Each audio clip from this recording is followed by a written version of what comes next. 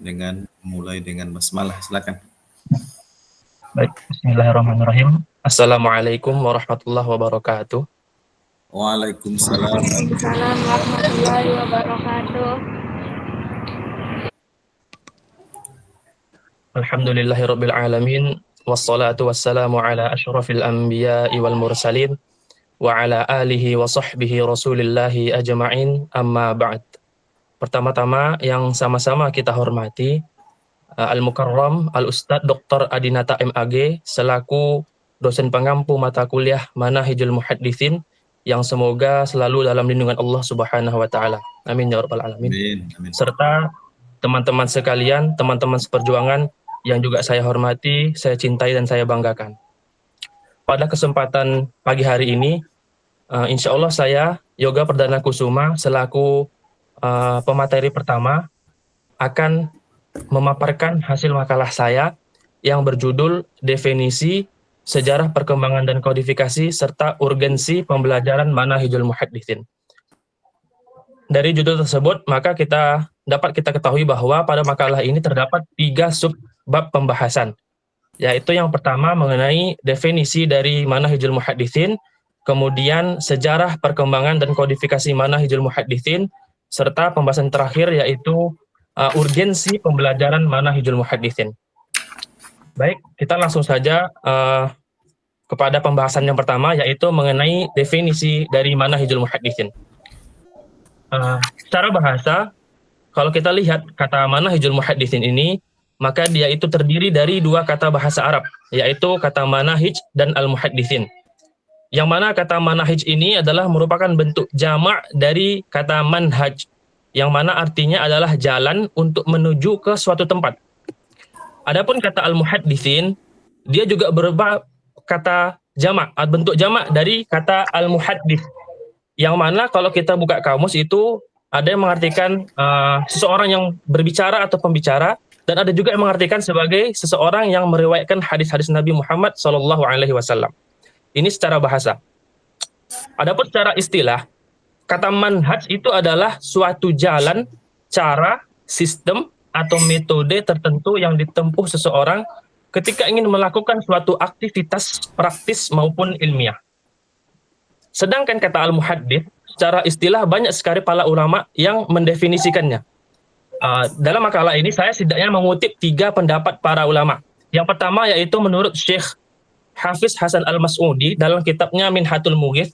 Mungkin teman-teman yang dari pesantren tidak asing dengan kitab ini, kitab tipis sekali matan tentang mustalahul hadis. Beliau di situ menerangkan, menjelaskan bahwa al-muhaddits itu adalah seseorang yang banyak sekali menghafal hadis serta mengetahui rawi-rawi yang adil dan cacat. Ini menurut Syekh Hafiz Hasan Al-Mas'udi.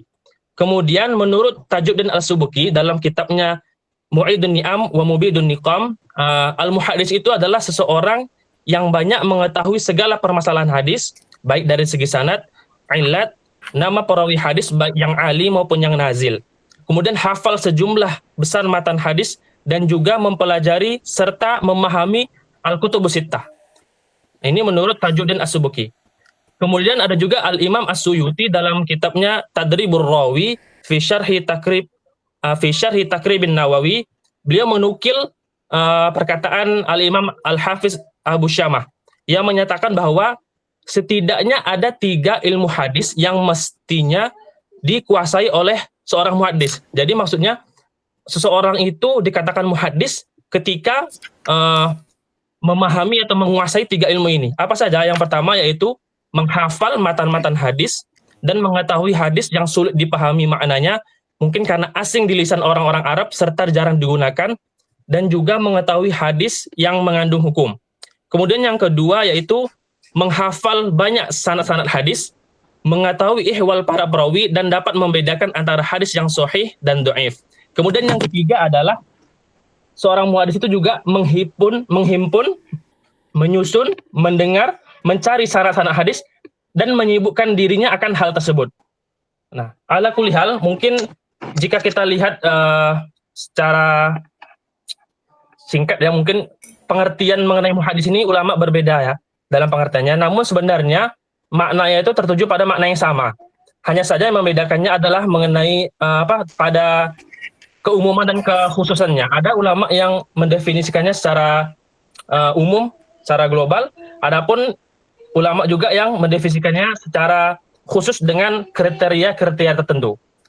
Nah, dengan pengertian tadi, maka dapat dipahami bahwa manhajul muhaddisin ini adalah metode-metode yang digunakan oleh para muhaddits atau ahli hadis dalam mencari atau mendapatkan hadis, meriwayatkan hadis, mengkritik hadis, mengumpulkan dan menghimpun hadis, serta menyusun atau membukukan hadis. Nah, dengan kata lain, ilmu manhajul muhaddisin ini tidak lagi membahas mengenai mahwal hadis, ma'aksamul hadis, tidak seperti itu, tapi jauh lebih dari itu, dia mengkaji cara para ulama hadis bekerja dalam menjaga autentisitas hadis sejak masa Nabi SAW hingga periode kodifikasi pada abad-abad berikutnya. Inilah pengertian dari manhajul muhaddisin. Kemudian kita beranjak kepada sejarah perkembangan dan kodifikasi manhaj muhaddisin. Jika kita berbicara mengenai sejarahnya, mengenai metode atau manhaj muhaddisin ini, tentu saja metode pertama yang muncul itu adalah pada masa Nabi dan sahabatnya itu adalah metode riwayatul hadis, metode manhajur riwayah, yaitu meriwayatkan hadis masa-masa sahabat Nabi SAW ini. Yang mana itu mengembangkan dari kitab Allah Subhanahu wa taala dan ajaran Nabi SAW. Pada masa itu periwayatan hadis berlangsung dalam bentuk as-sima', kemudian al-arad atau mungkin dengan kata lain al-qira'atu al-syekh, kemudian dengan juga al-kitabah. Nah, 3 metode inilah yang merupakan fondasi awal utama dalam menjaga orisinalitas hadis karena menghubungkan antara periwayat dengan sumber utamanya secara langsung. Nah, kemudian setelah masa sahabat itu semakin marak muncul kelompok-kelompok yang menyalin dan menyebarkan hadis di kalangan ulama. Nah, dengan banyaknya penulisan hadis ini, kemudian muncul metode lain yang tadinya itu metode manhaj riwayah beralih ke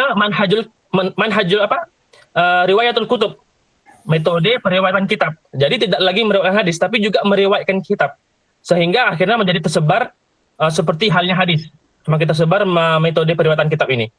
Yang mana itu memperhatikan hubungan antara naskah salinan dengan penulisnya melalui sanad kepadanya. Jadi tidak lagi meriwayatkan hadis tapi juga meriwayatkan kitab.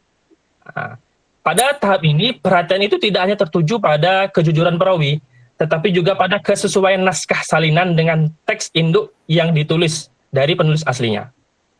Nah, kemudian, ini mengenai metode riwayatul hadis, kemudian beralih ke riwayatul kutub. Nah, setelah itu, timbul metode baru, yaitu metode penulisan, pengumpulan, dan pengurutan hadis. Nah, metode pertama pada masa ini itu adalah penyusunan hadis berdasarkan topik pembahasan dalam kitab-kitab yang dikenal dengan al-jawami'. Dengan kitab al-jawami'. Nah, contohnya itu seperti ada Jami' Hisham bin Hasan, kemudian Jami' Sufyan Ats-Tsauri, kemudian Jami' Ma'mar bin Ar-Rasyid Al-Jazari, kemudian Jami' Ibnu Juraij. Nah, kitab-kitab ini mengumpulkan hadis-hadis satu sama lain yang disusun berdasarkan bab-bab. Nah, jadi al-jawami' ini dianggap sebagai bentuk awal kodifikasi hadis, kodifikasi tematik hadis.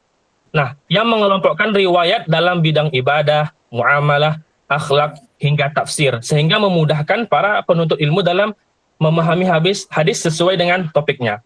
Nah, setelah metode kitab al-jawami' tadi ini, muncullah lagi yang namanya al-muwatta'at, yaitu kitab-kitab muwatta'. Sebagaimana yang mungkin kita kenal yang sangat masyhur itu al-muwatta' Imam Malik. Kemudian ada juga Muwatta' Muhammad bin Abi Dhi'bin, kemudian ada juga kitab Muwatta' Abdillah Al-Marwazi. Nah, dalam kitab Muwatta' ini terdapat hadis-hadis yang disusun meliputi hadis-hadis marfu, mauquf, dan maktub. Nah, kemudian setelah itu, setelah kitab Muwatta', muncul lagi berkembang, yaitu penulisan kitab hadis yang bernama musannafat, yaitu kitab-kitab hadis musannaf, yaitu kitab-kitab hadis yang berdasarkan urutan bab-bab tentang fikih yang maupun maktub. Secara makna, kitab Muwatta' dan Musannaf ini sama-sama menghimpun hadis berdasarkan bab-bab fikih, kemudian meliputi hadis yang marfu, mauquf maupun maktub. Nah, mengenai perbedaannya, Syekh Ahmad Ali Jum'ah dalam kitabnya ini ada Mustalah Al-Hadis Al-Muyassar. Di sini beliau menjelaskan bahwa perbedaan antara kitab Al-Muwatta dengan kitab Musannaf itu adalah faqat fil ism. Jadi perbedaannya cuma namanya aja. Mengenai isinya sama. Sama menghimpun hadis sesuai bab fikih yang meliputi hadis marfu', mauquf maupun maktub. Jadi perbedaan cuma faqat fil ism, cuma di namanya aja berbeda. Nah, ini kitab Musannaf. Nah, salah satu kitab Musannaf di antara kitab Musannaf yang ada, yang terkenal dan juga ada seperti Musannaf Abi Salamah Hamad bin Salamah, kemudian Musannaf Waqi' bin Al-Jarrah, kemudian Musannaf Abdul Razzaq bin Hammam As-San'ani, dan Musannaf Abi Bakar Abdullah bin Abi Syaibah Al-Kuf. Nah, setelah itu muncul beberapa kelompok imam ulama hadis yang memutuskan untuk memisahkan hadis marfu tersendiri. Kalau tadi masa sebelumnya meliputi hadis marfu, mauquf, maqtu ya dalam kitab Musannaf Muwatta. Nah, setelah masa itu timbul ulama yang membedakannya, yang memisahkan hadis marfu sendiri. Yang mana metode ini dikenal dengan metode masanid. Metode masanid yaitu kitab-kitab hadis yang disusun berdasarkan kitab-kitab hadis marfu. Jadi di dalam ini hadis ini disusun disusun sesuai dengan nama-nama sahabat, baik itu sesuai dengan urutan abjad hijaiyah ya, atau disusun berdasarkan sahabat-sahabat yang dahulu masuk Islam, atau disusun berdasarkan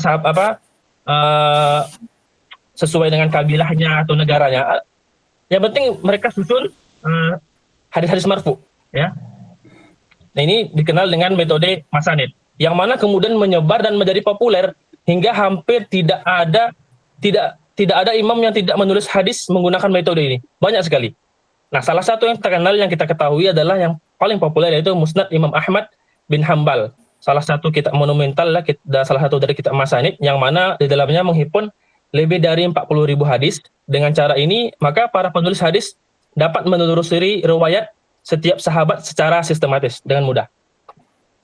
Nah, setelah masa itu lahirlah Al-Imam Amirul Mukminin dalam hadis, yaitu Abu Muhammad bin Ismail Al-Bukhari, yang telah diberi karunia yang luar biasa dalam menghafal banyak hadis dan menguasai ilmu ilalul hadis, serta memiliki kemampuan yang tinggi dalam bidang fikih dan istinbat hukum, yang pada akhirnya menulis dan menyusun kitab yang diberi nama Al-Jami' As-Sahih, sebuah kitab hadis yang disusun dengan sistem baru yang menggabungkan antara seni hadis, sahih, dan fikih di dalamnya. Dan kemudian diikuti oleh muridnya, yaitu Imam Muslim bin Al-Hajjaj, yang mana kedua karya mereka ini dikenal dengan As-Sahihain, yang dijadikan sebagai sumber hadis paling sahih setelah Al-Quranul Karim. Nah, setelah itu maka muncullah ulama-ulama lain dengan metode-metode lain yang tersendiri. Adapun ada yang mengikuti metode yang sama dengan sebelumnya, ada metode yang berbeda, mereka membuat metode sendiri. Intinya berkembang sesuai dengan zaman sampai sekarang banyak sekali. Untuk itu maka kita sebagai penuntut ilmu hadis tidak pantas semestinya tidak menjauhi diri kita dari mempelajarinya. Karena banyak sekali kitab-kitab hadis yang berkembang dari zaman Rasulullah sampai masa kini. Inilah sejarah singkat mengenai perkembangan dan kodifikasi manhajul muhaddisin. Nah, kemudian kita beranjak ke pembahasan yang ketiga, yaitu urgensi pembelajaran manhajul muhaddisin. Nah, sebagai salah satu cabang dari ilmu yang bertujuan untuk melestarikan pondasi kedua dalam ajaran Islam, yaitu hadis Nabi Muhammad SAW, maka pembelajaran mengenai manhajul muhaddisin ini sangatlah penting sekali dan memiliki kedudukan yang tinggi. Dalam makalah ini saya menyertakan 9 urgensi yang saya dapat dari 2 kitab. Yang pertama apa urgensinya? Mempelajari metode para ahli hadis membuat kita lebih mengenal mereka, para ahli hadis tersebut yang menyusun dan mengarang kitab-kitab hadis, mengetahui jasa-jasa mereka yang mana telah mendedikasikan diri mereka dan untuk melestarikan hadis Nabi Muhammad SAW, serta mengetahui riwayat hidup mereka.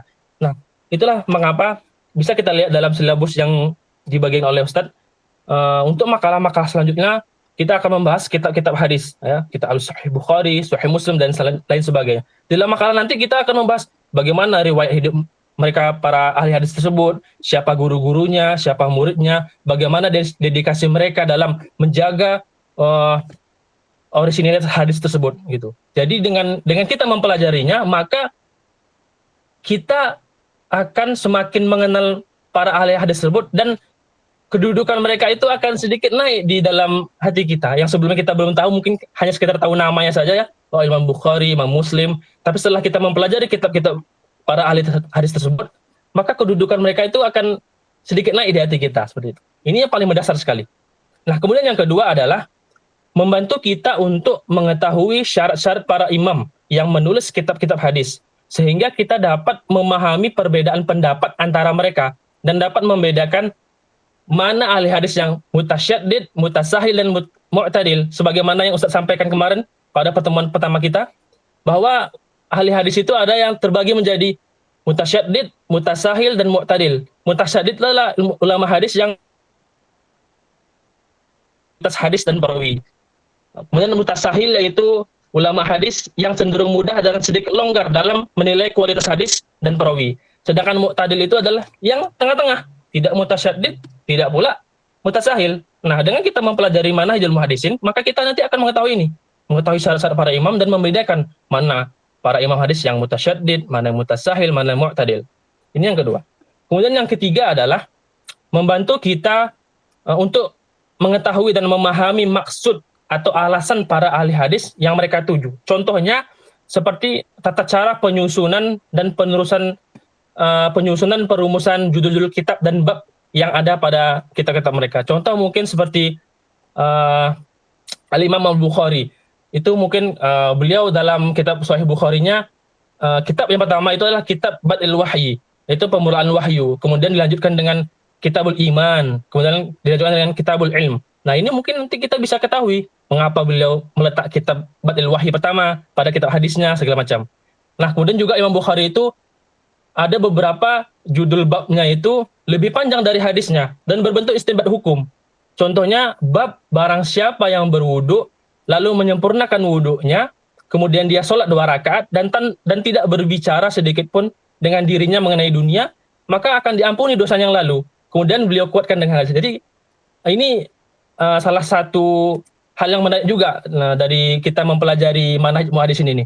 Kita akan mengetahui gitu apa maksud alasan para ahli hadis yang mereka tuju gitu dalam kitab hadisnya. Salah satunya mengenai perumusan bab-bab dalam kitab hadisnya. Nah, yang kemudian yang keempat adalah mengetahui cara-cara yang digunakan dalam at-tahammul wal ada. Tahammul wal ada ini singkatnya adalah tahammul itu kegiatan mengambil hadis dari seseorang guru dengan cara-cara tertentu. Dan sedangkan al-ada itu adalah kegiatan menyampaikan atau meriwayatkan hadis kepada orang lain setelah menerima hadis. Jadi setelah diterima hadis disampaikan kepada orang lain. Itu at-tahammul wal ada. Nah, dengan kita mempelajari manhajul muhaddisin, kita juga dapat mengetahui ini nanti. Karena banyak cara-cara tahammul wal ada itu banyak sekali. Ada yang as-sima', al-arad atau al-qira'at al-syekh, kemudian al-ijazah, al-munawalah, al-i'lam, al-wasiyah, al-wijadah, dan lain sebagainya. Banyak sekali. Nanti kita bisa mengetahuinya dengan mempelajari manhajul muhaddisin ini. Nah, kemudian yang kelima adalah membedakan hadis yang sahih dan yang tidak sahih. Kemudian mengetahui penjelasannya bagaimana dari penjelasan-penjelasan yang sudah disusun dan diklasifikasi berdasarkan setiap sumbernya. Dan ini jumlahnya sangat banyak sekali. Nah, kemudian yang keenam adalah dengan kita mengenali metode para ahli hadis dalam memilih dan menyusun hadis, sangat membantu kita mengetahui mana yang nasikh, mana yang mansukh, kemudian mana yang rajih dan mana yang marjuh, kemudian mengetahui penjelasan hadis yang gharib, dan juga mengetahui cara menggabungkan berbagai hadis yang berbeda dengan membandingkan berbagai riwayat.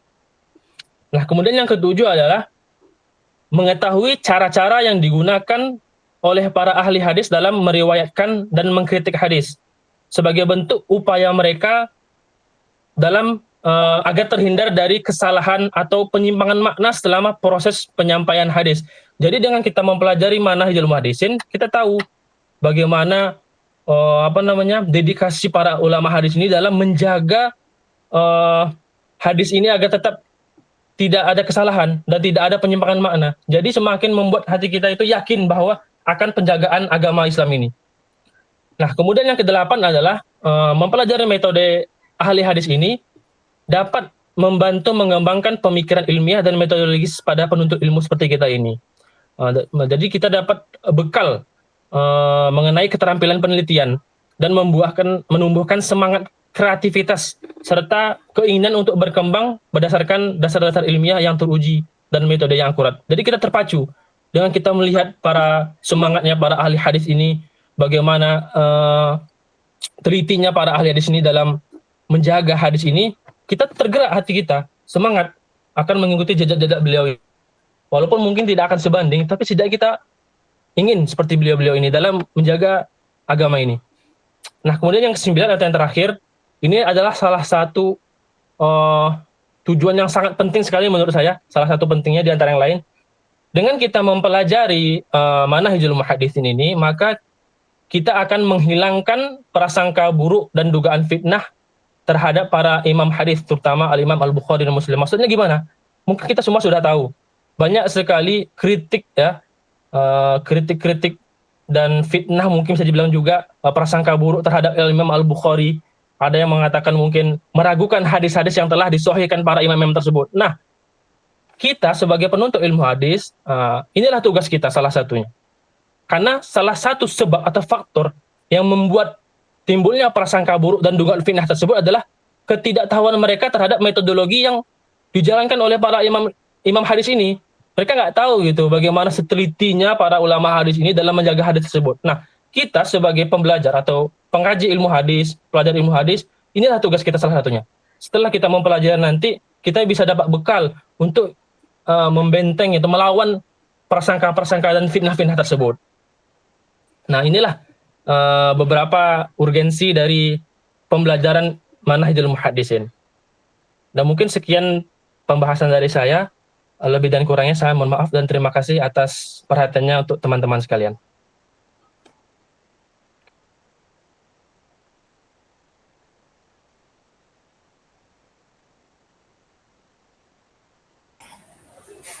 Pemaparan makalah yang cukup panjang. Saya kira item-item yang kita harapkan sudah disampaikan tadi. Tinggal lagi pendalaman dari materi ini.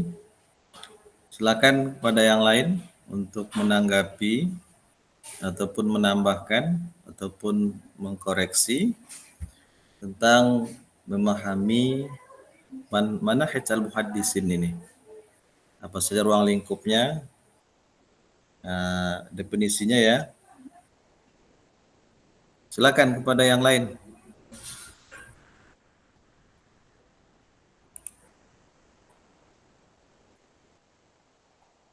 Ya, saudari Pera Siska, silakan. Ya, baik Ustaz. Bismillah.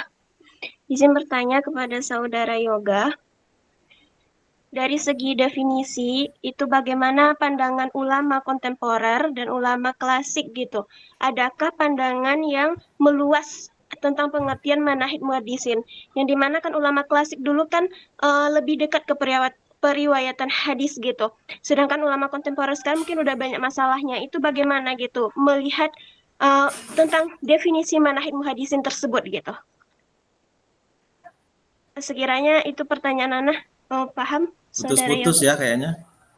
Kayaknya sinyalnya agak ada gangguan. Halo? Coba diulang lagi. Ya. Ya, itu Ustaz. Dari segi definisi, Ana mau bertanya gitu, bagaimana pandangan ulama hadis kontemporer dan klasik gitu? Apakah pengertian dari definisi manhaj muhaddisin ini sudah meluas gitu? Karena dulu ulama klasik itu kan dekat ke periwayatan hadis gitu. Dan sedangkan sekarang banyak masalah-masalah yang timbul gitu. Bagaimana gitu pandangan dari kedua ulama ini gitu tentang manhaj muhaddisin, nah seperti itu. Oh ya. Baik, bisa Cukup ditangkap jelas, ya. Saudara. Ya, artinya metode ulama hadis kontemporer ini karena semakin berjalan zaman, tentu pemahaman hadis pun juga semakin berkembang. Iya, Nah, Ustaz. kira-kira Mungkin bisa siapa? dipaparkan perbedaannya gitu, Ustaz. Apa perbedaannya? Baik, silakan yang lain dulu. Syukron. Baik.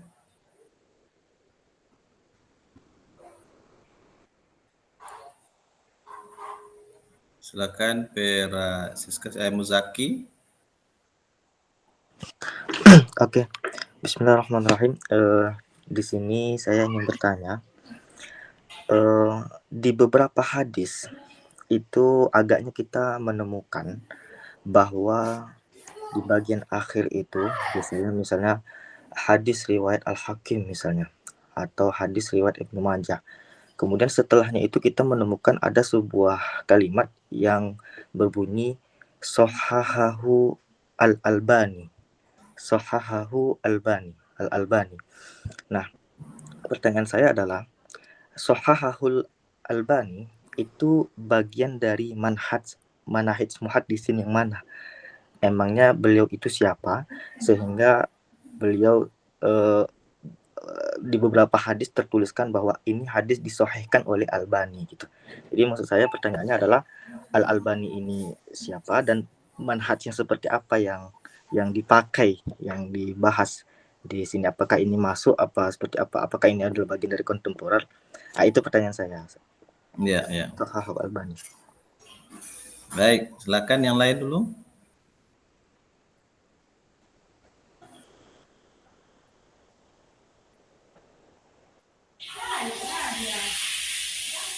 Kalau tidak kita absen dulu lah ya, menjelang berpikir untuk bertanya dan menjelang berpikir untuk menjawab.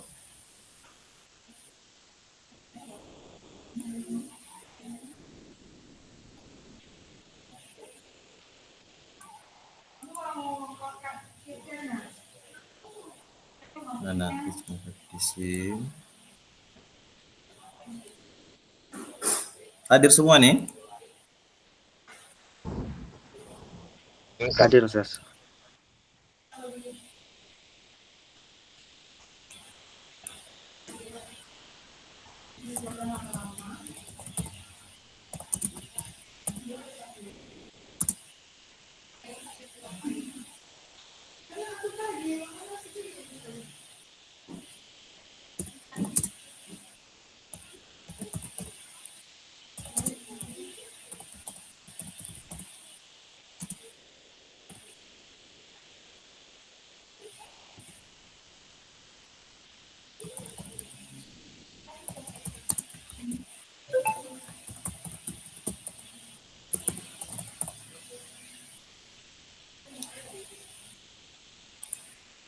Sepuluh orang. Hadir semua ya.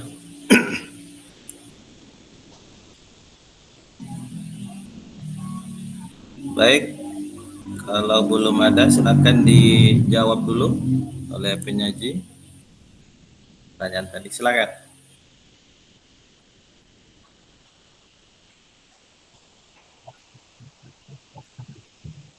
Dari Ustaz, saya coba jawab. Nah, mungkin pertanyaan Syekh Ustaz Muzaki dulu mungkin saya mengenai Syekh Albani tadi. Kalau menurut saya Syekh Albani itu ya kalau kita lihat dari pengertian muhaddis tadi yang sudah saya paparkan tadi, ya bisa dibilang beliau termasuk ke dalamnya sebagai seorang muhaddis. Karena apa? Ya beliau menghafal matan, iya. Beliau banyak sekali menghafal matan hadis. Kemudian menghafal syarat-syarat hadis, iya juga segala macam. Apakah beliau menguasai juga? Iya, menguasai ihwal para perawi hadis. Dan beliau juga membedakan antara hadis sahih dan dhaif. Walaupun mungkin terdapat kontroversi mengenai kredibilitas beliau gitu. Dan beliau juga menyusun dan menyibukkan diri beliau tentang terhadap hadis-hadis. Jadi kalau kita lihat dari definisi ini, apalagi yang disampaikan oleh Al-Imam As-Suyuti tadi, yang menukil perkataan dari Al-Hafiz Abu Syamah tadi, ya bisa kita katakan bahwa beliau masuk ke dalam kriteria tersebut sebagai seorang muhaddis gitu. Karena beliau menghafal banyak hadis, sanadnya, kemudian ilmu tentang hadis, kemudian beliau menyibukkan diri beliau tentang hadis, segala macam. Beliau juga banyak sekali menulis kitab-kitab hadis, sekalipun mungkin terjadi kontroversi di kalangan para ulama, terutamanya ulama kontemporer pada masa ini, seperti itu. Mungkin itu yang dapat saya sampaikan. Jawab saya.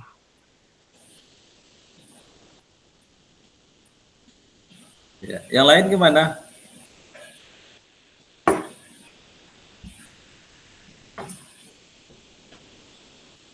Apakah Albani itu termasuk muhaddis atau tidak? Tentu harus dudukkan dulu siapa yang dimaksud dengan muhaddis. Siapa itu muhaddis?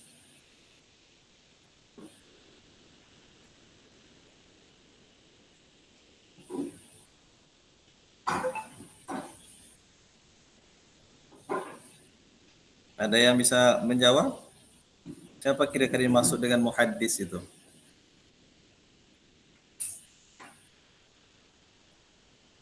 Ada orang yang sekedar sebagai perawi saja. Ada yang berkecimpung sebagai perawi dan sekaligus sebagai ulama nuqad. Nah, ada yang dia bukan sebagai ulama nuqad, tapi hanya sekedar peneliti.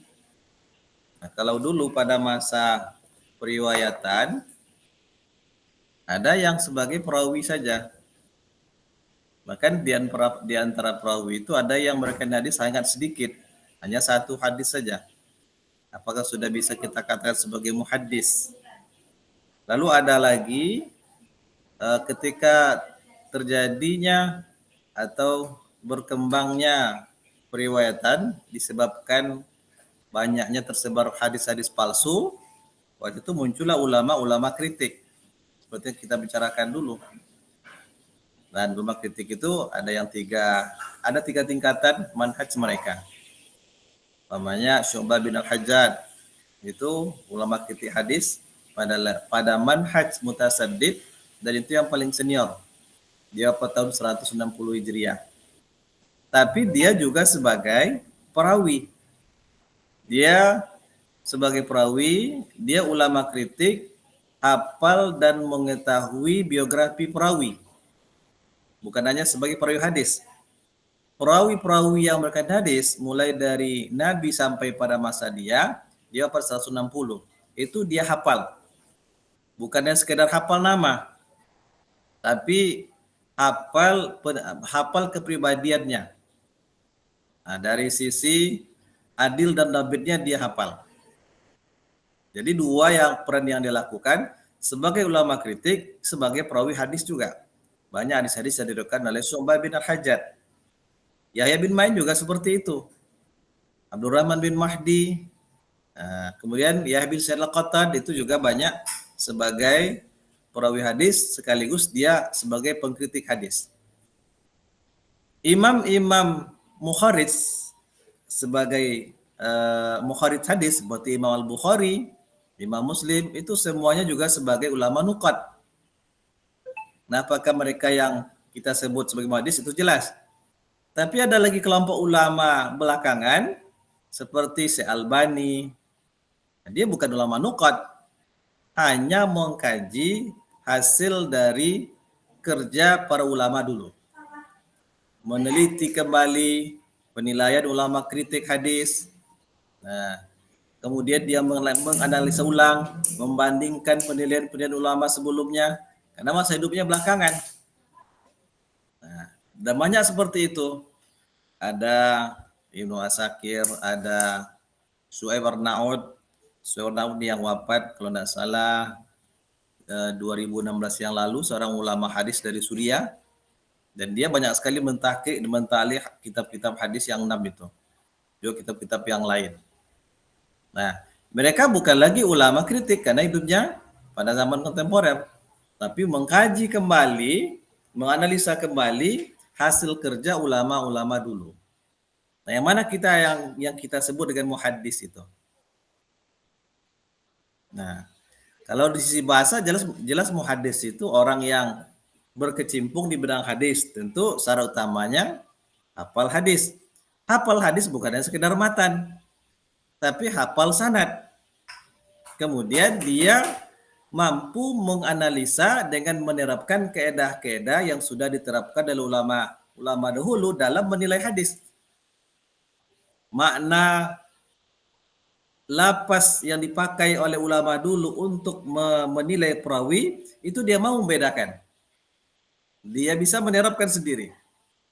Umpamanya, kalau Yahya bin Ma'in mengatakan seorang perawi itu dengan penilaian la ba'sabi, salah satu lapas ta'dil, kemudian dipakai pula oleh seperti Imam Tirmizi, lapas la ba'sabi, itu berbeda penilaiannya, berbeda maknanya. Kalau Yahya bin Ma'in itu mengatakan seorang perawi dengan penilaian la ba'sabi, itu dalam ulama mu'tadil dan termasuk ulama yang mutasaid seperti Imam At-Tirmizi, itu maknanya siqah. Dan itu yang tahu hanya ulama hadis. Dan muhaddisin juga mesti tahu tentang ilat.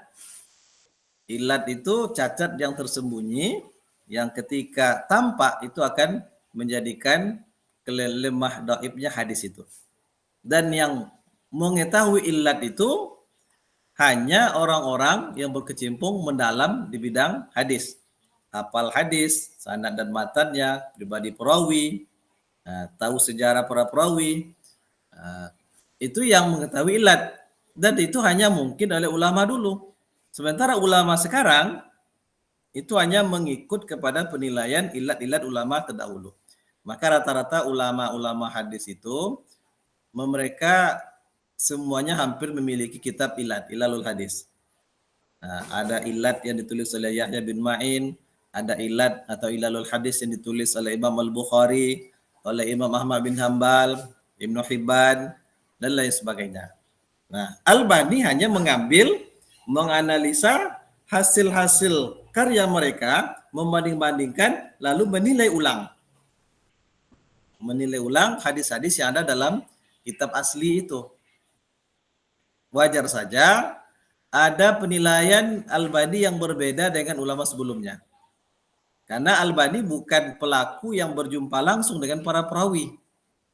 Beda orang yang hidup pada masa penilaian itu, mereka pelaku mengerti dan merasakan langsung lapas yang dipakai untuk menilai seorang perawi dengan orang zaman sekarang.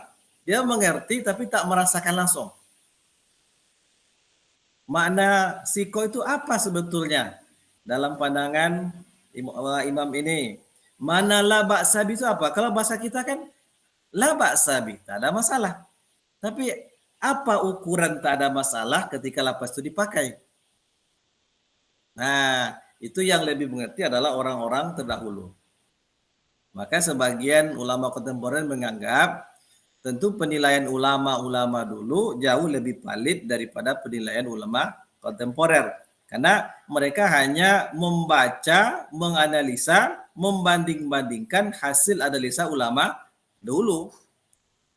Nah, tapi jangan salah juga. Penilaian ulama kontemporer itu ada nilai plusnya. Seperti Albani, Syuaib Arnaud, Adil Mursid, dan apalagi lain-lain.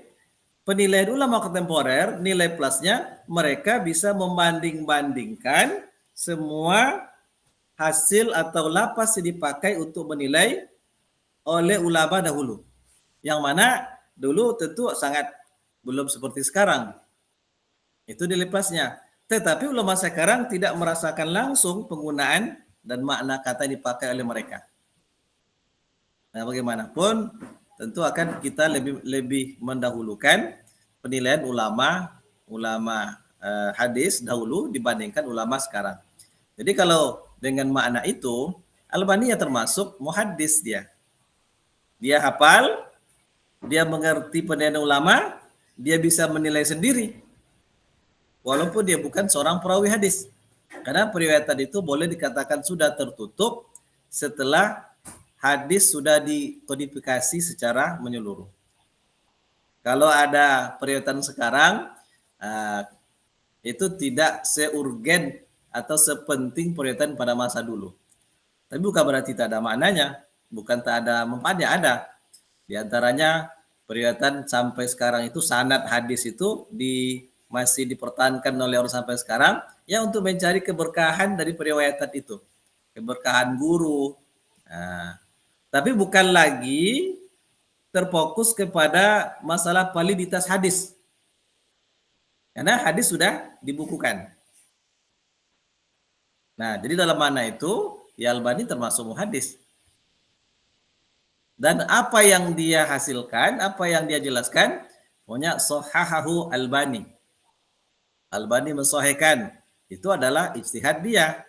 Belum tentu ulama hadis yang lama yang dulu itu sependapat dengan dia. Nah, itu. Barangkali begitu ya. Ada tambahan yang lain silakan. Ya, barangkali itulah yang membuat saya penasaran Ustaz ya. Soalnya kan di masa beliau itu kan bukan hanya beliau yang ahli Ya. hadis. Ada banyak yang saya sebut seperti yang saya sebutkan tadi, ada Syekh Musakir, Asakir, Ibnu Asakir, kemudian Abdul Fattah Bughudda, kemudian Syekh Muhammad Salih Ya. bahkan juga gitu. Tapi kenapa hanya beliau yang yang ibaratnya mencantumkan, oh ini hadis ini saya sahihkan, oh ini hadis ini saya dhaifkan gitu. Bahkan kadang-kadang banyak hadis-hadis yang hadis ini menurut ulama-ulama lain, bahkan ulama sebelumnya ini disahihkan oleh Bukhari dan Muslim, dia sendiri yang mendhaifkan gitu. Jadi agaknya ini kayak nyari kontroversi gitu. Nah, Itu kayaknya yang memang yang lain kalah pamor ini. Karena si Albani ini kan banyak murid-murid yang mengikuti dia sampai sekarang di tempat kita. Sampai dokter kita yang ahli hadis itu di sini, itu memang ya hampir-hampir fanatik lah dengan Pak Albani itu.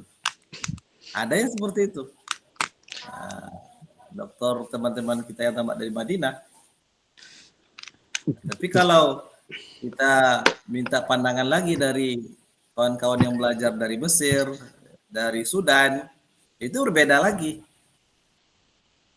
Artinya kalau saya melihat lebih objektif. Jadi memandang ulama hadis itu dari segala perspektif. Nah, kalau dari sisi pendidikan, tempat belajar antara Madinah, Saudi, kemudian Mesir, ya ini madrasah Ibnu Taimiyah. Jadi madrasah Imam Al-Ghazali. Kalau Mesir kan dia masuk madrasah Imam Al-Ghazali. Sudan juga begitu.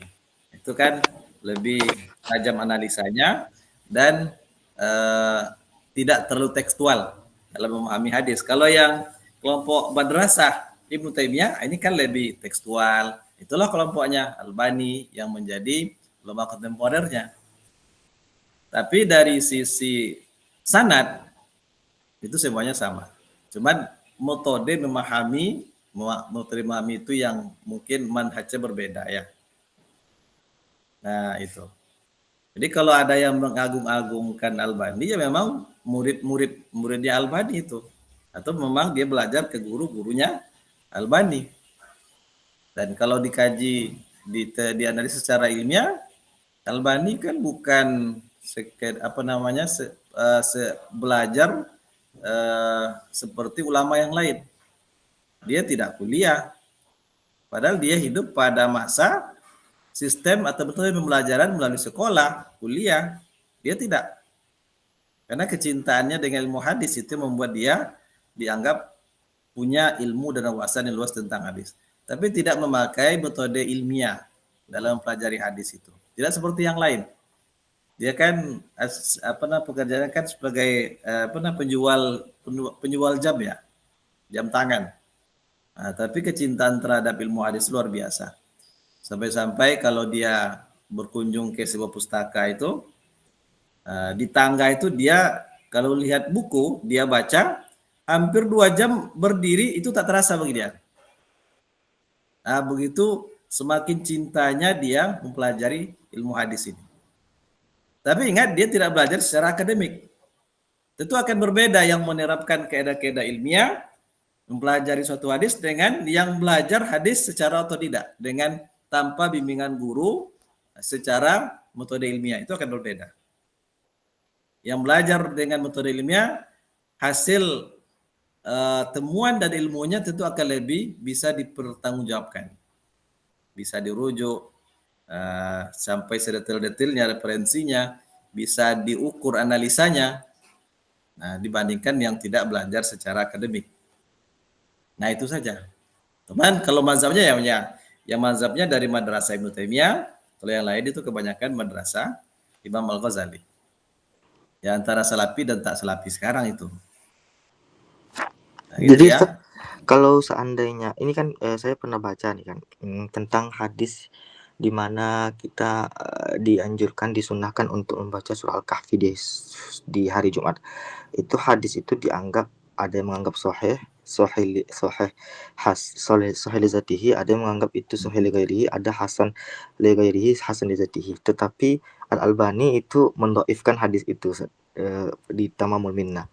Nah, jadi kalau seperti itu kan artinya kita dihadapkan dengan dua pilihan, apakah ini hadis sahih ataukah ini hadis bisa diterima ataukah ini hadis yang dhaif gitu. Jadi kalau seperti itu langkah bijaksananya bagaimana Ustaz? Nah, yang pertama harus dipahami dulu itu ijtihad Albani. Ijtihad bisa benar, bisa salah. Kalau dia dianggap sebagai seorang mujtahid di bidang hadis, itu hak dia. Nah, memang banyak orang mengakui dia sebagai orang yang sudah berhak untuk berijtihad dalam menilai hadis, bukan dalam masalah pemahaman hadis, dalam masalah riwayat. Nah, itu ijtihad Albani. Nah, itu sah-sah saja. Kemudian yang kedua yang perlu diperhatikan, saya melihat juga ada yang salah paham juga dengan Albani ini. Dia memiliki beberapa kitab dalam Ghalil Al-Irwa ya, kitab Al-Irwa itu ada kalanya dia hanya mengumpulkan sanad-sanad dalam satu kitab, sanad yang sahih saja. Ada kalanya yang dhaif saja. Kan begitu. Padahal hadis yang sanadnya dia cantumkan dalam kitab yang dia kategorikan sahih saja, hadis itu juga ada di dalam kitab dia yang sanadnya dhaif. Paham ya? Jadi dia punya kitab sahih saja, dhaif juga dia punya. Hadis tentang, contohnya begini. Hadis tentang keutamaan membaca surat Al-Kahfi pada hari Jumat. Kadang orang hanya membaca hadis ini ada di dalam kitab dhaifnya. Kenapa dia masukkan dalam kitab dhaif ini? Karena ada jalur di antara sekian banyak jalur yang memberikan matan hadis ini memang dinilai dhaif. Baik dia masukkan ke dalam kitab dhaifnya. Tapi hadis yang sama juga punya jalur riwayat yang sahih. Dia masukkan pula ke dalam kitab sahihnya. Padahal hadisnya itu juga. Ketika ada orang membaca, hanya dalam kitab dhaifnya dia menilai Albani menaibkan. Padahal tidak begitu. Maksud Albani, hadis yang dia dhaifkan yang berisikan matan yang tentang keutamaan baca surah Kahfi tadi, kalau melalui jalur riwayat yang ini, itu dhaif. Tapi kalau melalui jalur yang ini, itu belum tentu dhaif. Dia mungkin hasan. Nah, ketika digabungkan, matan yang sama dengan jalur-jalur yang lain, maka sebetulnya hadis dengan matan ini itu sahih atau hasan melalui jalur yang lain. Tapi jalur yang ini itu adalah dhaif. Nah, ketika orang membaca hanya dari sumber kitabnya yang dhaif saja, tidak membaca kitab ini, maka orang berkesimpulan, oh Albani mendhaifkan. Padahal belum tentu. Ada juga kasus seperti itu. Nah, yang ketiga, seperti yang disampaikan tadi, kalau terjadi pertentangan penilaian antara Albani dengan ulama salaf dahulu, nah, tentu kita bisa membandingkan. Nah, masuklah di situ penerapan kaidah ilmu jarh wa ta'dil yang dulu pernah kita singgung, bahwa ulama dalam menilai suatu hadis itu ada yang bermanhaj mutasaddid, ada yang mu'tadil, ada yang mutasahil. Sekarang persoalan Albani ini berbeda dengan mereka dari sisi apa? Dari manhaj yang mana? Itu harus sampai dianalisa ke situ. Apabila umpamanya Albani ini menguatkan periwayatan dari jalur para perawi yang disahihkan atau disikokan oleh ulama mutasahil. Ya. Ulama mutasahil itu ada Al-Ijli, ada Ibnu Hibban, ada Al-Hakim An-Nisaburi, ada Ibnu Al-Baihaqi dalam beberapa tempat, At-Tirmizi, itu termasuk kelompok ulama yang mutasahil. Nah, kalau Al-Albani umpamanya ini menilai hasan atau sikoh atau soheh jalur riwayat yang disohehkan oleh kelompok atau yang dikuatkan para perawinya oleh kelompok ulama kritik dari level mutasahil, sementara kelompok mutasaddid itu menyatakan dhaif. Sekarang Albani berpihak kepada mana? Nah, umpamanya dia berpihak menghasankan, sebagian mensikokan, sebagian mendaibkan. Yang mensikokan kelompok ulama mutasahil, yang mendaibkan ulama mutasaddid. Maka kaidah yang dipakai oleh para ulama di sini itu adalah mengambil mana penilaian yang paling dekat dengan penilaian ulama mu'tadil. Jadi apakah penilaian Syekh Albani dalam hal ini lebih dekat kepada ulama mutasaddid atau mutasahil? Nah, sekarang mana yang paling dekat dengan penilaian ulama mu'tadil? Kelompoknya Abdurrahman bin Mahdi, kemudian Imam Al-Bukhari, Imam Ahmad, Imam Muslim, kemudian Sufyan Tsauri. Nah, kembalikan ke situ. Barulah nanti bisa kita mengambil kesimpulan yang kita pegang. Hasil riset ulama dulu begini, sekarang begini. Ketika dianalisa berdasarkan mana kedekatan penilaian itu dengan penilaian ulama mu'tadil, itu yang diambil. Nah, itu kira-kira. Jadi, ijtihad Albani hanya satu bagian dari ijtihad ulama. Dari sekian banyak.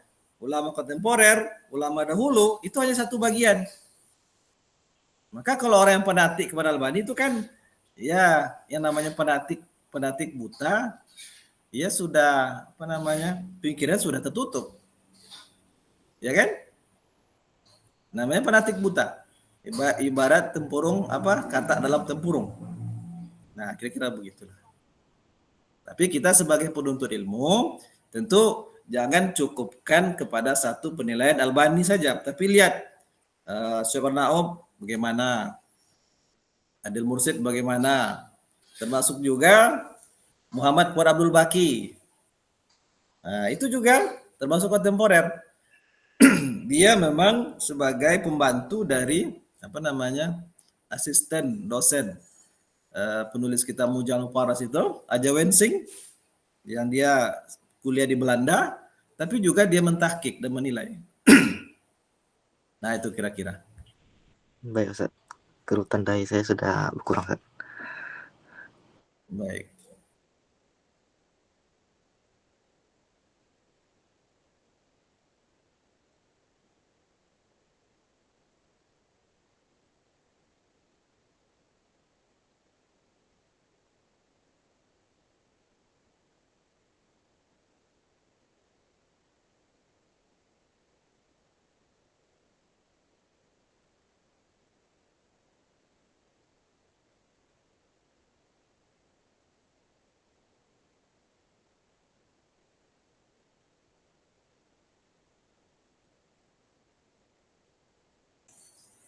Baik, lanjut lagi. Pertanyaan yang berikutnya.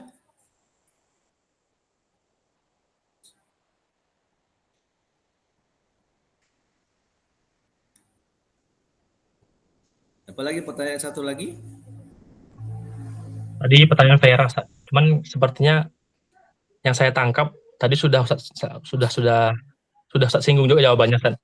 Karena metode para muhadis sudah berbeda. Sebelum hadis itu dikodifikasi secara menyeluruh dengan setelah dikodifikasi secara menyeluruh. Tadi sudah disampaikan sepertinya, Ustaz. Bagaimana, Saudari Vera? Iya Ustaz, tadi sepertinya udah terjawab Ustaz. Baik. Silakan yang lain. Izin bertanya, Yoga. Kan tadi kita membahas tentang urgensi mempelajari manhaj al-muhaddisin ini kan. Lalu apakah dengan mempelajari manhaj ulama hadis ini cukup untuk kita melawan tuduhan orientalis yang meragukan autentitas hadis? Atau kita perlu adanya pendekatan tambahan seperti entah kajian historis ataupun ilmu modern? Bisa dipahami? Iya, bisa. Ya. Nah. Ya, silakan gimana, Saudara Yoga? Baik, Ustaz. Sebentar, Ustaz.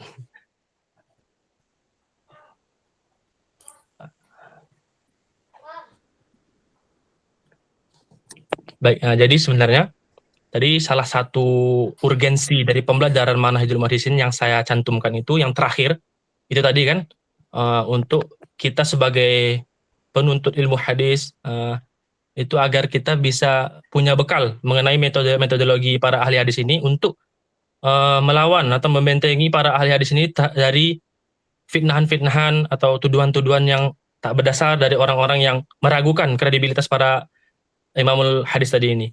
Nah, itu saya urgensi itu tadi saya ambil dari kitab Manhajul Muhaddisin Al-Ammah wal Khossah ini milik Ad-Doktor Ali Naif Al-Biqai, Ali Naif Biqai. Di situ beliau sampaikan di poin terakhir itu beliau sampaikan mengenai apakah cukup atau tidaknya. Mungkin ya kita sesuaikan saja dengan zaman kita. Sebagaimana kalau mereka sekiranya tuduhan-tuduhannya hanya sekedar meragukan metodologi, ya kita sebenarnya cukup saja gitu dengan ilmu manhajul muhaddisin ini. Karena saya sampaikan tadi, beliau sampaikan dalam kitabnya, karena salah satu faktor atau sebab mereka meragukan kredibilitas para imamul hadis ini karena ketidaktahuan mereka terhadap metodologi yang diambil oleh para imam hadis ini, bagaimana ketelitian mereka, bagaimana betul-betul teliti mereka dalam menjaga hadis ini gitu. Jadi kalau sekedar itu saja menurut saya cukup, tapi kalau memang lebih dari itu ya bisa saja kita tambah dengan ilmu-ilmu lain. Nah, seperti itu. Yang saya dapat seperti itu dalam kitab, mungkin itu aja yang dapat saya sampaikan. Baik, ada analisa lain?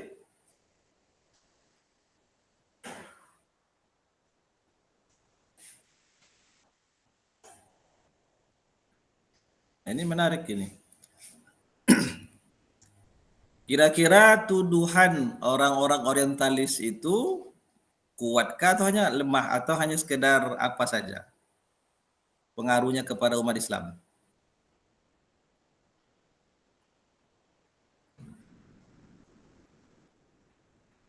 Kan ya orientalis kerjanya memang untuk melemahkan Islam. Semua sendi-sendi Islam itu dia lemahkan. Islam mereka tuduh macam-macam, teroris. Al-Quran mereka tuduh macam-macam. Rasulullah mereka tuduh macam-macam. Para sahabat, terutama Abu Hurairah itu paling kuat sekali serangannya itu. Banyak sekali tuduhan-tuduhan palsu yang mereka buat untuk Abu Hurairah. Hadis juga begitu, dalam masa kodifikasi hadis juga mereka kritik. Kenapa? Logika awam yang dia kemukakan, tak mungkin semua hadis Nabi itu masih asli. Apa sebab? Dia baru ditulis 1 abad setelah wafatnya Nabi. Sementara pemalsuan begitu tersebar luas. Hadis-hadis palsu dibuat gencar sejak terjadinya fitnah antara Ali dan Muawiyah. Tak mungkin lagi. Itu pola pikir awam yang mereka lontarkan. Nah, apakah pemikiran-pemikiran sesat mereka itu kuat? Tentu tak kuat, lemah saja. Kalau bagi umat Islam. Tapi tujuan mereka bukan umat Islam. Tujuan orang orientalis itu untuk melemahkan Islam itu membentengi atau menghalangi orang-orang non-muslim masuk Islam. Itu tujuan utama mereka. Maka Nabi mereka serang, buat fitnah macam-macam, semua yang mereka bisa fitnah, mereka fitnah. Begitu juga hadis, para perawi. Tujuannya apa? Jangan sampai orang-orang non-muslim mempelajari kebenaran Islam itu, mereka masuk Islam. Itu tujuan mereka. Tapi kalau untuk mengelabui umat Islam, tak bisa. Sangat mudah sekali mematahkan pemikiran para orientalis. Apalagi terhadap hadis. Kadang memang mereka mencoba untuk mengambil kesimpulan, menilai sesuatu yang menurut akal mereka tak mungkin, tapi tidak menilai dari sisi ilmu hadisnya. Ketika kita bantah dengan ilmu hadis, semuanya habis. Nah, mereka tujuan utamanya adalah untuk menghalangi orang non-muslim untuk masuk Islam, atau yang masih abu-abu dengan Islam supaya keluar dari Islam. Itu tujuan mereka. Tapi kalau orang umat Islam, apalagi penuntut ilmu, itu tak mempan. Yang sudah punya dasar tak mempan. Sebab semua yang mereka tuduhkan itu mudah dibantah. Umpamanya tuduhan terhadap ilmu hadis yang mengatakan tak mungkin hadis itu masih terjaga validitasnya karena ditulis 1 abad setelah wafatnya Rasulullah. Itu mudah dibantah dengan ilmu ulumul hadis. Umpamanya bagaimana para ulama menilai validitas hadis? Nah, itu sangat ketat dan secara akal tak mungkin itu salah. Ada hadis sahih yang levelnya mutawatir.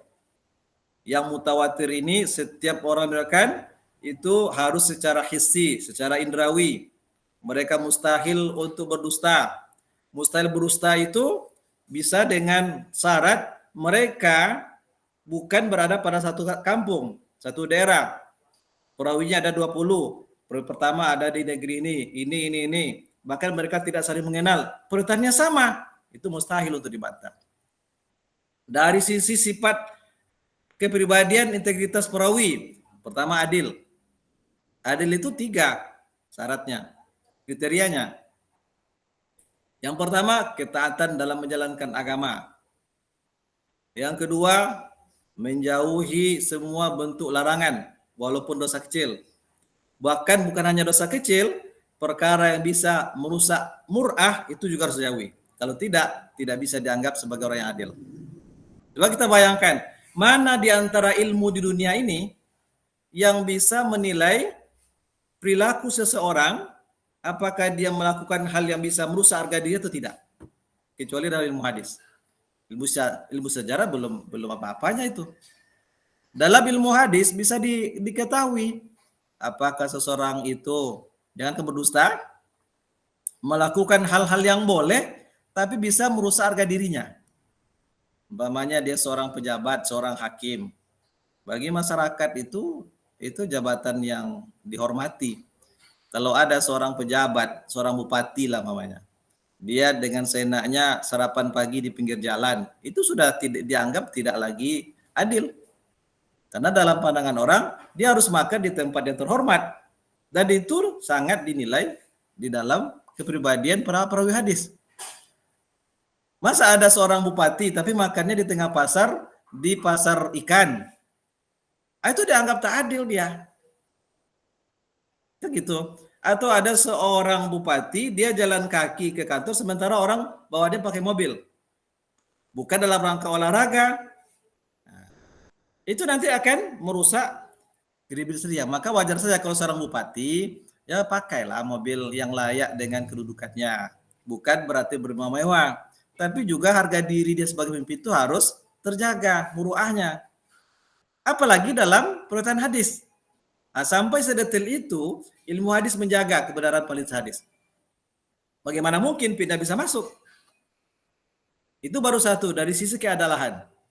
Belum lagi dari sisi kemutasilan, betapa mesti harus jumpa secara langsung. Harus ada bukti. Belum lagi dari sisi kedobitan. Nah, kedobitan para perawi hadis itu ya hampir mirip dengan tape recorder. Tahu kan tape recorder? Semua yang dia dengar bisa dihafal, bahkan batu pun bisa dihafal. Begitu kuatnya. Mereka bawa dalam ukuran mereka. Masa ada orang yang bisa merekam sebegitu panjang, 1 kali dengar bisa? Contoh, Imam Bukhari ketika dia datang ke Baghdad, mungkin sering kita dengar ceritanya.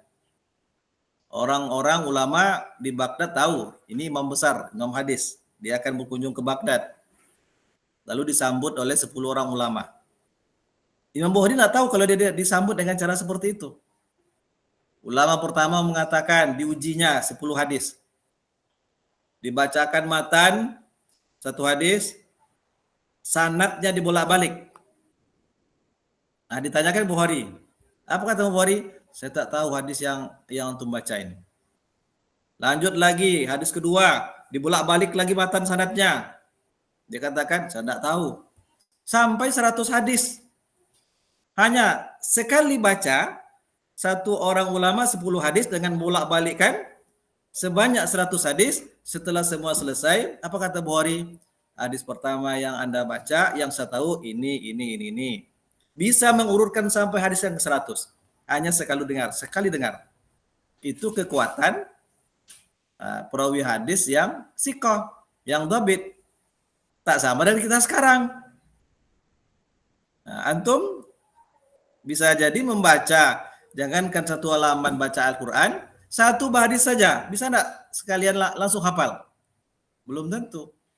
Kalau mereka sekali dengar, langsung semuanya hafal. Bisa mengulang semuanya. Coba hadis yang paling panjang diriwayatkan oleh Abu Hurairah.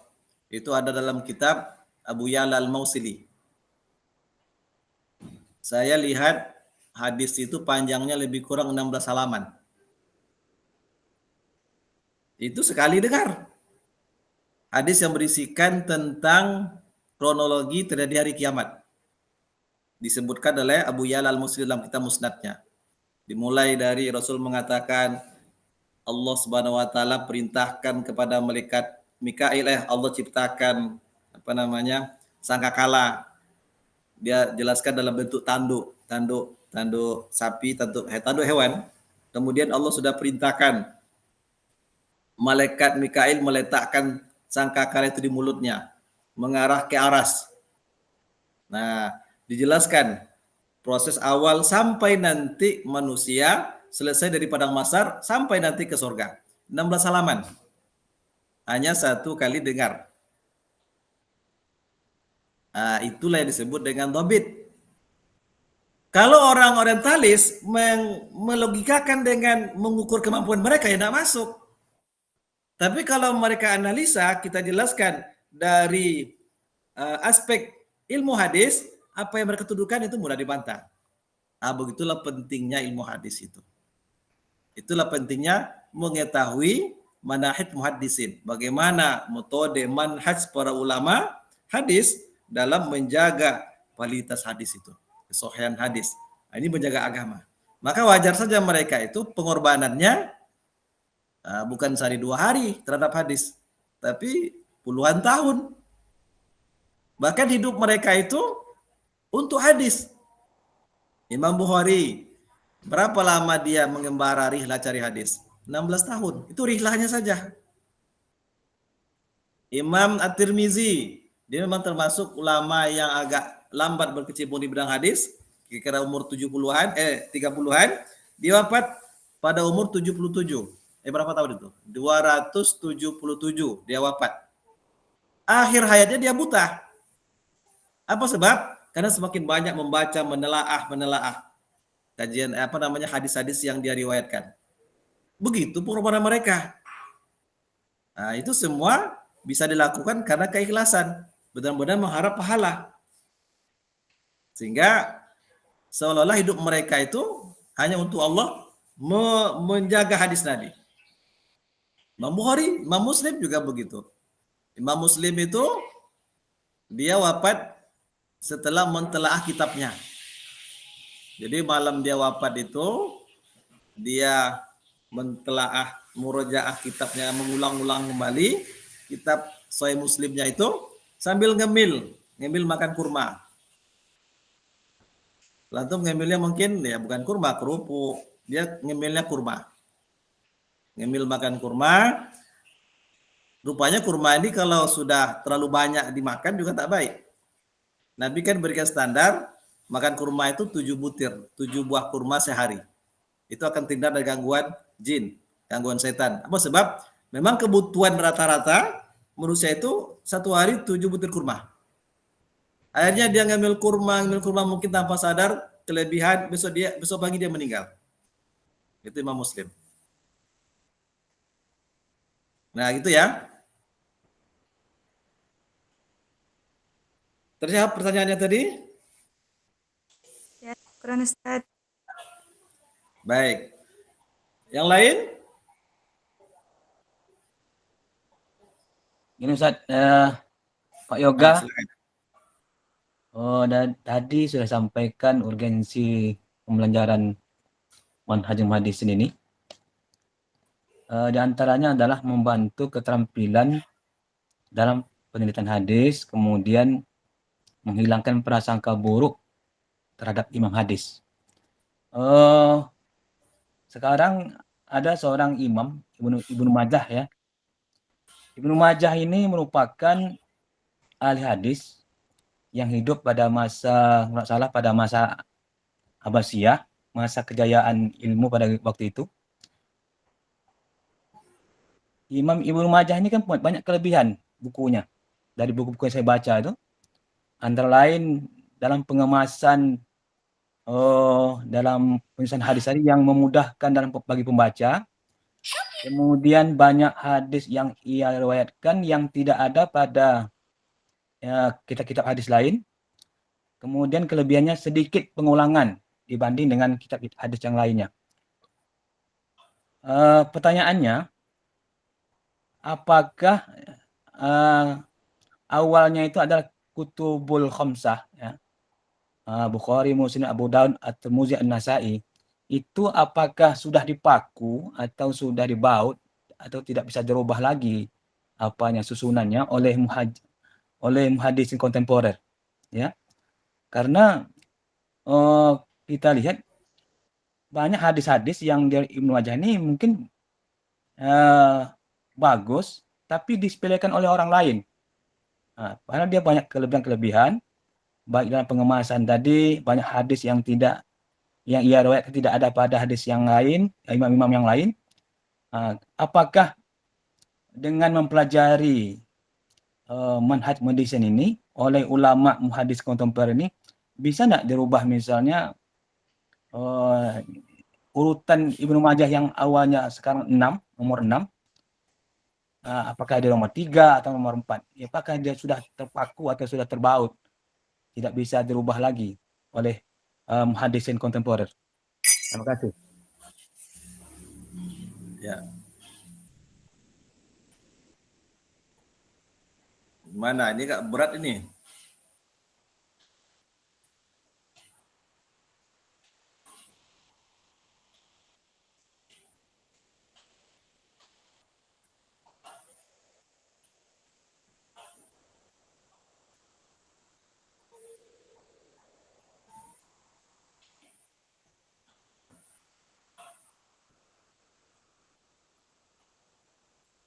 Mana kira-kira?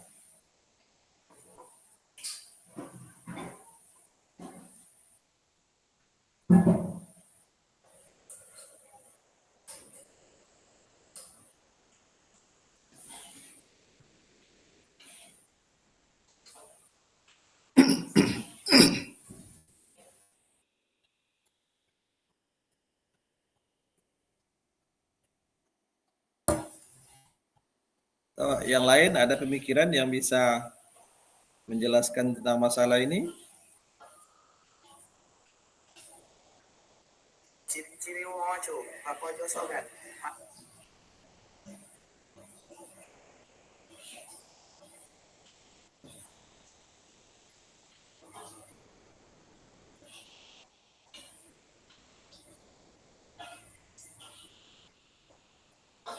Yang lain kalau ada silakan. Ini masalah urutan. Dari sisi urutan yang pertama jelas Sahih Al-Bukhari. Yang kedua Sahih Al-Jami' Sahih Imam Muslim. Yang ketiga Sunan Abi Daud. Yang keempat Sunan An-Nasa'i. Yang kelima Sunan At-Tirmizi. Yang keenam baru Sunan Ibnu Majah. An-Nasa'i dulu, Tirmizi baru An-Nasa'i ya. Kemudian Ibnu Majah yang keenam. Yang ketujuh siapa? Musnad Imam Ahmad bin Hanbal. Yang kedelapan Muwatta Imam Malik. Ada yang membalikkan, ada yang Muwatta dulu atau Musnad Ahmad belakangan atau sebaliknya. yang ke-9 Sunan Ad-Darimi. Itu disebut dengan Kutubut Tis'ah. Dan sekarang kenapa Ibnu Majah pada urutan yang ke-6? Sementara di dalam kitabnya itu kan banyak hadis dhaif, bahkan terdaif, bahkan ada yang menilai dalam kitab itu ada hadis maudhu. Walaupun jumlahnya tak banyak. Sementara di dalam kitab Muwatta itu semuanya sahih. Nah, kenapa Sunan Ibnu Majah diletakkan pada urutan yang ke-6? Kenapa bukan pada urutan yang berikutnya? Apa kira-kira argumentasinya, alasannya? Bisa enggak kalau kita robah-robah? Nah, itu ya.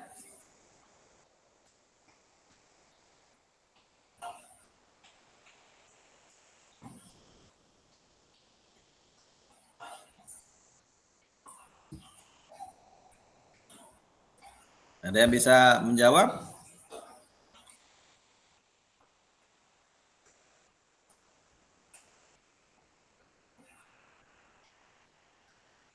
Izin Ustadz. Ya. Ya mungkin Ustadz urutan yang telah disebutkan itu kan kenapa Ibnu Majah di urutan ke-6 bisa jadi Ya. karena hadis-hadis yang di dalam Ibnu Majah itu ada yang dhaif Ustadz atau bahkan mungkar. Jadi sehingga dia ditempatkan ke-6 walaupun memang ada tadi kata Ustadz Munzir juga kan di hadis dia ada yang tidak ada di kitab lain gitu Ustadz. Itu mungkin ada juga karena ada keterbatasan dalam ininya Ustadz, metodologinya mungkin Ustadz. Kenapa bukan Muwatta umpamanya pada tingkatan ke-6? Atau kenapa bukan Musnad Ahmad?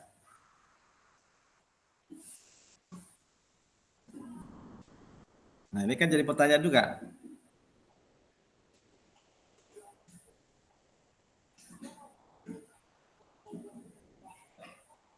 Nah, lalu baru apakah kita boleh merubah-rubah susunan itu? Pokoknya Abu Dawud pertama kali, baru Bukhari dan Muslim umpamanya begitu. Nah. Baik, dari sisi manhaj muhaddisin ataupun penjelasan dari para ulama, urutan itu memang sudah dikaji secara alot oleh para ulama. Bukan ditempatkan begitu saja, tapi melihat kepada metode atau manhaj imam yang 6 itu dalam pertama memasukkan atau persyaratan hadis, kriteria hadis, kualitas hadis yang mereka masukkan ke dalam kitab mereka. Ternyata yang paling ketat itu memang Imam Al-Bukhari. Perbedaan dengan Muslim itu hanya satu saja. Kalau dalam kriteria Imam Al-Bukhari, dia mensyaratkan liqa. Bukannya sekedar mu'asarah, tapi mesti ada liqa. Liqa di sini maksudnya mesti ada bukti pertemuan secara langsung antara guru murid. Bukan berarti Imam Muslim mensyaratkan tidak perlu mesti liqa. Yang penting mu'asarah. Nah, kalau Muslim begitu. Kalau Muslim kalau seorang guru dengan murid sudah terbukti dalam ilmu rijalul hadis, mereka berdua adalah mu'asarah, hidup semasa, maka itu sudah bisa dikatakan bersambung. Bagi Bukhari tidak cukup. Di samping dia hidup semasa, mesti ada bukti yang menunjukkan mereka memang bertemu secara langsung, bermujalasah, dan itu ada buktinya. Kalau tak ada bukti, berarti tidak bisa diterima. Belum memenuhi persyaratan dari Imam Al-Bukhari. Karena ketatnya persyaratan Bukhari itu, maka dia ditempatkan pada urutan yang pertama. Kalau Imam Muslim, yang penting hidup sezaman, kemudian terpenuhi 4 syarat dari 5 syarat hadis sahih, itu bisa dikatakan sahih. Walaupun tak ada bukti. Apa sebab? Kalau seorang perawi, dia itu orang yang sikoh, adil lagi dhabit, kemudian hidup sezaman dengan gurunya, lalu perhatikan lafaz tamul ada yang dia pakai, maka itu sudah menunjukkan kebersambungan. Logikanya kalau seorang perawi mengatakan haddasana fulan, si fulan telah menceritakan kepada kami. Kalau dikatakan haddasana, berarti cara dia menerima hadis dari gurunya itu adalah dengan cara as-sama. Guru yang membacakan hadis, dia mendengar. Kalau begitu, kalau dia seorang yang siqah, adil, lagi dhabit, pasti saat menerima hadis itu dia mendengar langsung. Tak mungkin tidak. Karena dia siqah. Kalau orang yang siqah, lapas tamul wada itu pasti perhatikan. Kalau dia terima dengan cara mendengar, dikatakan haddasana. Kalau dia terima dengan cara ada murid lain membacakan, guru mendengar, itu dia akan pakai akhbarona. Itu orang yang siqah. Jadi dengan catatan seorang guru dan murid itu hidup sezaman dan sudah diakui kesikoannya, maka tidak perlu bukti liqo lagi. Menurut Imam Muslim. Tapi Imam Bukhari tidak cukup. Mesti juga ada bukti liqo'nya. Kalau tidak, dia tidak terima. Begitu kata Imam Bukhari. Berarti ada sesuatu yang lebih tajam, lebih ketat antara Bukhari dan Muslim. Nah, begitu juga antara dengan Abu Daud. Lalu di sisi lain, Imam Bukhari, Imam Muslim itu dalam penelitian, kalau tidak salah siapa, Al-Hazimi, bukan,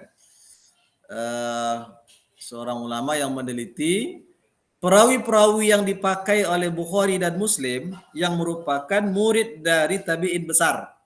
Imam Az-Zuhri, Imam Nafi itu masih apa? Imam Nafi, Imam Az-Zuhri, Sa'id bin Musayyib ya. Murid-muridnya itu dikategorikan oleh ulama menjadi 5 tingkat. Tingkat pertama, mereka yang paling hafiz sebagai perawi hadis, kritikul hadis. Tingkat kedua, mereka hanya sekedar perawi hadis dan yang siqah. Ketiga, kurang kelebihan. Maka Bukhari hanya memakai pada level pertama. Muslim level pertama dan kedua. Abu Daud pertama, kedua, dan ketiga. Ini yang menyebabkan klasifikasi ini mereka membuat urutan-urutan itu. Sampai kepada kitab Sunan Ibnu Majah, kenapa pada level yang ke-6? Karena dari sisi metodologi lebih ringan dibandingkan dengan ulama di atasnya.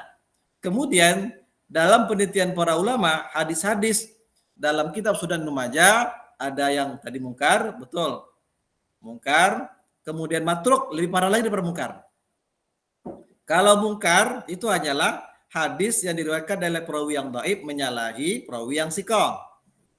Kalau matruk, hadis yang diriwayatkan oleh minimal salah satu dari 2 penelitian ulama terhadap perawinya. Pertama, kalau dia bukan perawi yang tertuduh pendusta, itu pada bil-kizbi atau memang perawi pendusta. Itu matruk. Hadisnya langsung maudhu. Kalau yang mungkar, perawinya bukan pendusta, tapi dhaif. Cuman dia memberikan hadis menyalahi perawi yang siqah. Nah, perlu dicatat, dalam semua kitab hadis yang 6, walaupun ada yang mengatakan dalam kitab Sunan Ibnu Majah hadisnya maudhu, tapi bukan penilaian yang disepakati. Artinya, sebagian mengatakan hadis itu maudhu, sebagian mengatakan tidak maudhu, hanya dhaif. Tapi kedhaifannya dalam penilaian Ibnu Majah masih bisa sejalan dengan hadis yang lain. Maka dia cantumkan. Maka dalam kitab yang 6, itu tidak ada satupun hadis yang disepakati ditinggalkan. Matruk. Atau palsu. Tidak ada. Yang ada, yang dipersiskan ada. Nah, lalu apa kita boleh membuat urutan pada zaman sekarang ini? Nah, pertanyaannya, apa dasar kita? Itu persoalannya. Sesuatu yang sudah disepakati oleh ulama terdahulu, kalau sudah ijma tak boleh kita bantah. Kalau semua ulama pada satu masa sepakat mendahulukan Imam Bukhari daripada semua kita, semua sepakat, itu sudah ijma. Sudah ijma. Kalau itu tidak boleh dibantah lagi. Tapi Sunan Ibnu Majah tidak ijma. Sebagian ulama meletakkan urutan yang ke-6 itu muwatta. Sebagian meletakkan urutan ke-6 adalah Ibnu Majah. Sunan Ibnu Majah. Di mana letak persoalannya? Sebagian mengatakan dari sisi kualitas muwatta itu semuanya sahih. Ibnu Majah tidak sahih, bahkan ada yang dituduh maudhu'. Yang layak itu muwatta'. Tapi sebagian yang lain muwatta' hadis-hadisnya itu hanya hadis-hadis yang diriwayatkan oleh ulama yang berada di Madinah. Karena Imam Malik belajar agama hanya di Madinah saja, tak pernah keluar. Dia mencukupkan diri di Madinah saja. Otomatis hadis-hadis yang diriwayatkan tentu tidak akan sebanyak atau tidak akan bisa menandingi jumlah hadis yang diriwayatkan oleh ulama hadis lain yang mengembara di berbagai negeri. Nah, maka hadis yang ada dalam Sunan Ibnu Majah ini itu bukan hanya hadis-hadis yang diriwayatkan oleh ulama Madinah, sahabat yang ada di Madinah, tapi juga di berbagai negeri. Maka walaupun ada yang dhaif, itu sudah diteliti satu persatu. Nah, ini ada sekitar 4.000-an hadis. Kemudian sekitar kalau tidak 3.000-an nanti kita bahas dalam kitab Sunan Ibnu Majah. Itu memang matan yang sudah ada di dalam kitab-kitab Bukhari, Muslim sampai ke An-Nasa'i, hanya sekitar 300-an yang tidak ada, yang 300-nya dipermasalahkan. Sebagian ada yang dituduh sangat dhaif, sebagian mungkar, sebagian ada yang matruk atau sampai pada level hadis palsu tadi. Tapi tidak disepakati, itu catatannya. Kalau sepakati itu mesti dibuang jauh-jauh. Nah, itu kira-kira. Nah, jadi tentu sesuatu yang sudah disepakati oleh para ulama hadis masa sebelum kita, itu tak bisa kita rubah lagi. Tapi kalau Sunan Ibnu Majah sah-sah saja. Karena dia masih dipersisikan. Tapi perubahan itu tentu harus berdasarkan pada penelitian yang bisa membantah argumen-argumen ulama sebelumnya yang mereka saling berselisih tentang masalah ini. Jadi dari sisi peluang, ya peluang tetap masih ada. Karena belum ijma' di situ. Tapi kalau Bukhari itu tidak bisa lagi. Karena Sahih Bukhari itu sudah diakui sebagai kitab yang paling sahih setelah Al-Quran. Kalau dulu pada masa Imam Malik, kitab yang diakui paling valid setelah Al-Quran, Muwatta'. Ketika munculnya Sahih Bukhari, sudah berubah. Kitab setelah Al-Quran yang paling diakui itu adalah Sahih Al-Bukhari. Nah, gitu kira-kira. Baik, ada lagi yang lain?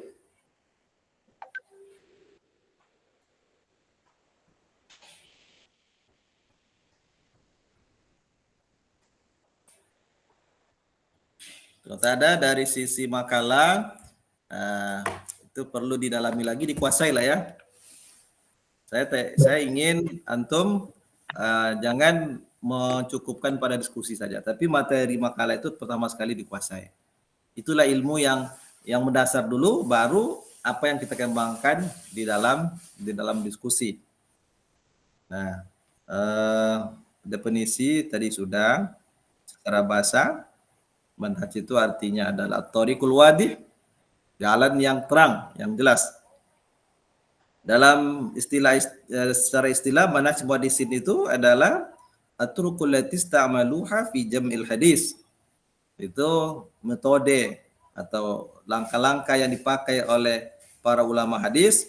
Yang pertama fi jam'il hadis, dalam mengumpulkan hadis. Yang kedua tadwinihi, dalam pengkodifikasian hadis, wa tadawulihi, dalam hal penyebaran hadis, wal usulil lati wadauha lizalik, kaidah-kaidah yang mereka susun terhadap proses itu tadi, pengumpulan, penulisan, penyebaran, kaidah-kaidahnya. Kemudian wal asalibul mustahdima fit tasnif, kaidah-kaidah atau uslub yang mereka pakai dalam penulisan kitab hadis, wa ta'lib. Nah, wal ulumil lati jaluha qadimah lizalik, ilmu-ilmu yang mereka jadikan untuk membantu, ilmu pembantu. Ada mustalah hadis, ada ilmu tarikhur ruwa, ilmu rijalul hadis, tarikhur ruwa, jarh wa ta'dil, gharibil hadis dan lain sebagainya. Nah, wa tariqatihim fi aradi kulli haza, dan metode mereka dalam menyebarkan atau mempresentasikan, menyampaikan semua itu. Itu kira-kira ruang lingkup definisi dan ruang lingkup daripada manhaj al-muhaddisin. Secara umum bisa dikatakan manhaj muhaddisin itu mengkaji ilmu riwayah dan diroyah. Karena semua ilmu hadis itu hanya dua itu, riwayah dan diroyah. Kalau riwayah berkaitan dengan periwayatan, baik periwayatan secara tertulis, periwayatan tidak tertulis secara lisan, lalu pembukuan, pemeliharaan hadis yang tujuannya yang penting semua hadis terjaga. Itu ilmu hadis riwayah. Atau secara diroyah yang mengkaji kaedah-kaedah untuk sampai kepada kesimpulan apakah hadis itu makbul atau mardud. Jadi secara umum ilmu hadis itu ada dua, riwayah dan periwayatan. Nah, itu kita pahami ibarat ini ya, kalau kita ingin makan durian, apa yang kita lakukan? Pertama kita kumpulkan semua durian dulu, kita cari di mana orang yang sedang jual durian. Kita inventaris. Oh, ini ada durian. Setelah terkumpul durian, baru kita mau makannya. Bagaimana caranya? Itu ada teknik memilih mana durian yang baik, mana yang mentah, mana yang manis, mana yang tidak. Ini musangking, ini. Itu kaedah. Tapi pengumpulan itu pencarian durian, kumpulkan, cari durian itu. Setelah terkumpul, lalu mana yang bisa kita makan? Untuk menentukan mana yang bisa kita makan, itulah kaedah. Itulah ilmu hadis bid diroyah. Sementara pengumpulan itu ilmu hadis beriwayah. Maka beriwayah mengumpulkan semua hadis-hadis. Diroyah bagaimana cara untuk menyeleksi, menentukan hadis makbul atau tidak. Nah, itu kira-kira. Baik, barangkali cukup ya untuk pertemuan